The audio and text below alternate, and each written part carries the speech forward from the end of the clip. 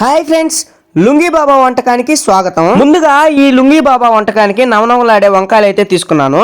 ఈ వంకాయలకి సరిపడిన మసాలా దినుసులు అయితే తీసుకున్నాను. చూడండి, పసుపు, కారం, ఉప్పు, దాల్చిన చెక్క, అలాగే అల్లం వెల్లుల్లి పేస్ట్ అయితే ఈ మసాలా తయారు చేశాను. ఇంకా మనం తయారు చేసిన మసాలాను అయితే ముందుగా కోసుకున్న వంకాయలకైతే ఇలా పెట్టాలి. చూడండి, లుంగీ బాబా వంటకానికైతే మసాలాతో వంకాయలు రెడీ అయిపోయాయి.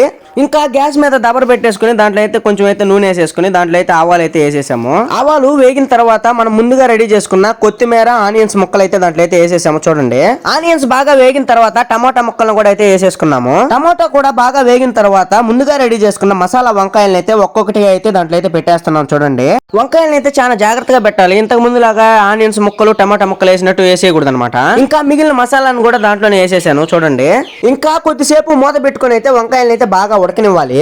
మళ్ళీ ఒక్కసారి మూత తీసి వంకాయలు బాగా తిప్పాలి. ఇలా తిప్పితే వంకాయలు బాగా ఉడుకుతాయి అనమాట.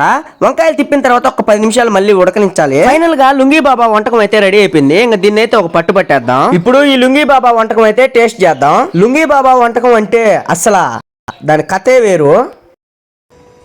రచ్చ లేపేసింది లుంగీ బాబా వంటకం అయితే. అసలు మీరు కానీ తినేరంటే అసలు వదలరు. Excellent taste. ఓకే ఫ్రెండ్స్, మీకు టైం ఉంటే ఒక్కసారి ఈ లుంగీ బాబా వంటకాన్ని ట్రై చేయండి. అలాగే పోతూ ఈ లుంగీ బాబా వంటకానికి లైక్లు, ఫాలోలు, సబ్స్క్రైబ్లు కొట్టేసిపోండి. ఓకే ఫ్రెండ్స్, ఉంటా. నెక్స్ట్ వీడియోతో రేపు కలుస్తా.